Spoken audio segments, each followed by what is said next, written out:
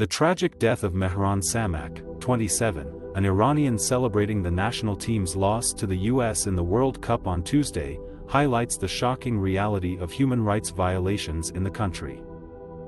The Norway-based group Iran Human Rights have reported that Samak was felled by a gunshot to the head from state forces after honking the car horn in celebration with many others across the country. In response to Samak's death, a protest was held outside the regime's forensic medical building for their return of the body to his family.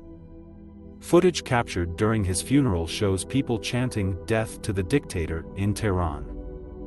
The Center for Human Rights in Iran has also spoken out about the tragedy, sharing a video of the protests.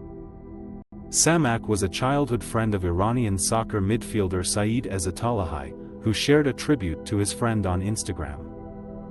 In the post, he mourned the death while hinting at the depth of the tumult the country is facing.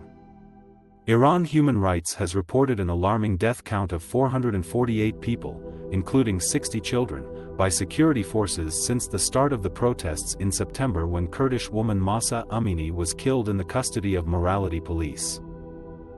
At least 3 videos posted by 1,500 Tasvir show people cheering on the street, and cars honking in celebration of Iran's exit from the World Cup, seeing the team as a representation of the regime on the international stage. The Iranian team have been criticized for not publicly voicing their dissent against the violent suppression of protests, and for meeting before their World Cup with the President Ebrahim Raisi and bowing to him. Captain Ehsan Hajsafi has attempted to show solidarity with the protesters, saying, "It does not mean that we should not be their voice or we must not respect them." However, the team was later threatened and told their families would face violence and torture if they publicly opposed the government during the competition. The team may have tried to indicate solidarity with their silence when their national anthem was played during their first match against England, but during the remaining 2 matches, against Wales and the US, they silently joined in singing their anthem.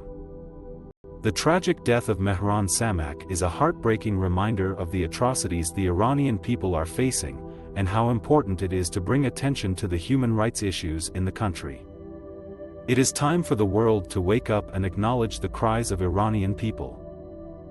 #Mehran Samak #FIFA World Cup 2022